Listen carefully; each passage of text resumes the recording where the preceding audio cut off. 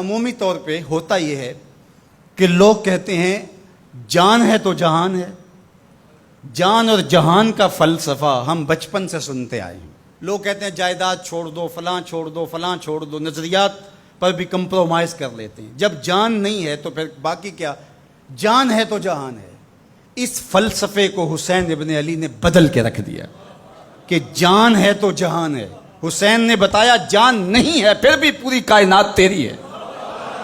لوگ یہ کہتے ہیں کہ اگر لٹ گئے تو پھر سب کچھ برباد ہوگا. حسین نے یہ فلسفہ دیا لٹ کے ہی تو آباد ہوا جاتا ہے. یزید سب کچھ بچا کے بھی نہ بچ سکا، حسین سب کچھ کٹا کے بھی زندہ و جاوید رہا.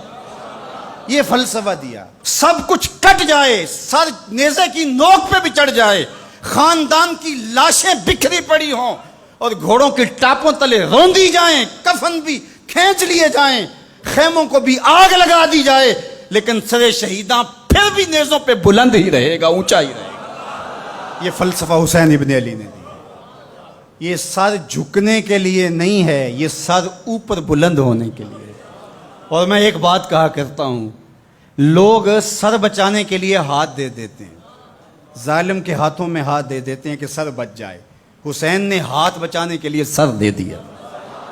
ہم نے بچپن سے لے کر کے لڑکپن تک اور لڑکپن سے لے کر آج تک حضرت نبی رحمت صلی اللہ علیہ وآلہ وسلم کا یہ فرمان سنا ہے، من رآ منکم منکرا فلیغیرہ بیدہ فإن لم یستطع فبلسانہ فإن لم یستطع فبقلبہ وذلک اضعف الایمان او کما قال النبی صلی اللہ علیہ وسلم.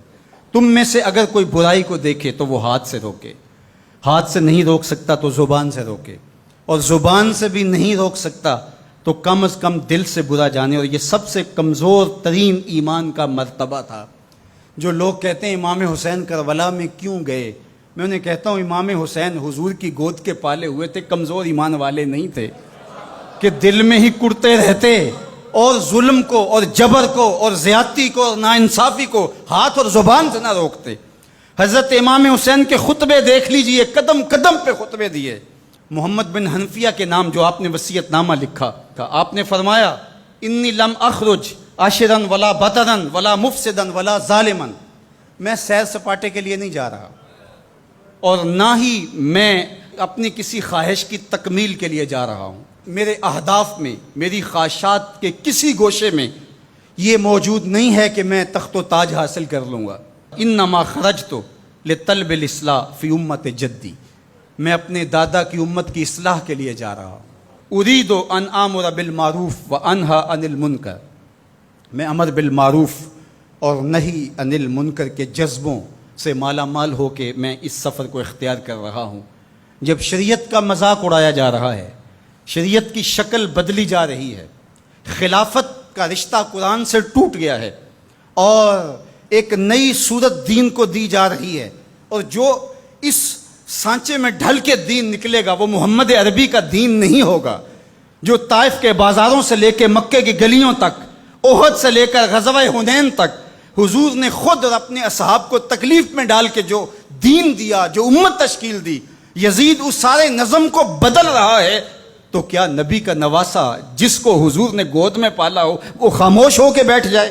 کہا حسین ایسا نہیں ہونے دے گا، اور اس کی جو بھی قیمت ادا کرنا پڑی حسین وہ قیمت ادا کرے گا.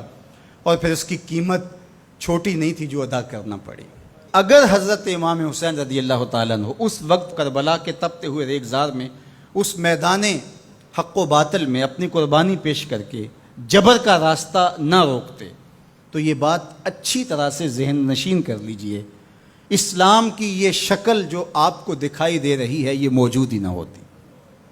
دنیا کے اوپر کتنی تہذیبیں، کتنی ملتیں اور کتنی اقوام جب ان کے اندر تغیر آیا تو وہ اپنی اصل صورتی چیزیں کھو بیٹھی.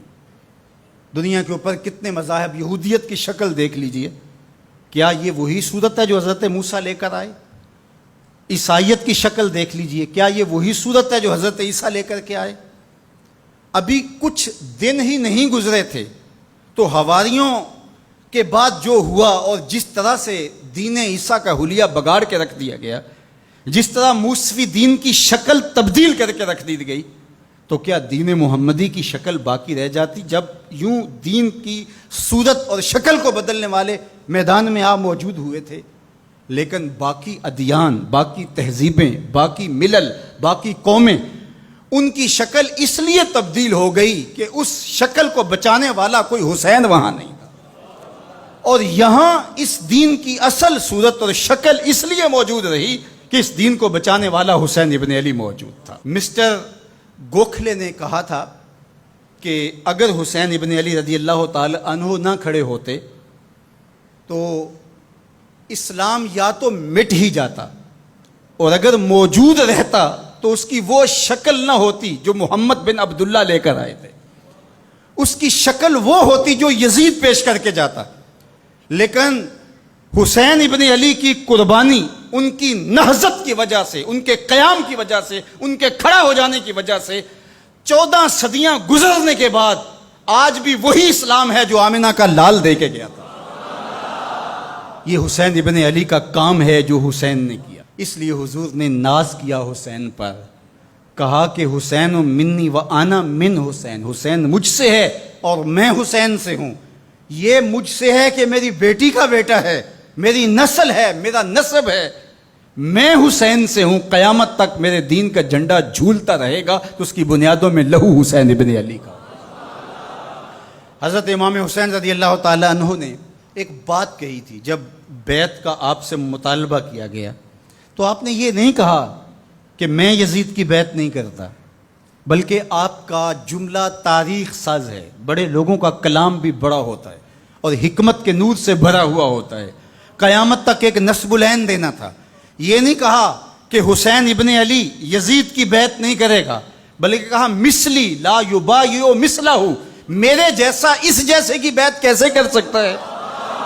تو یہ قیامت تک کے لیے لاہ عمل دے دیا کہ جو حسین کے نقشے قدم چلنے والا ہوگا وہ وقت کے یزید کے ہاتھ میں ہاتھ نہیں دے سکتا، چاہے گردن کٹ جائے، بازو کٹ جائے، خاندان لٹ جائے۔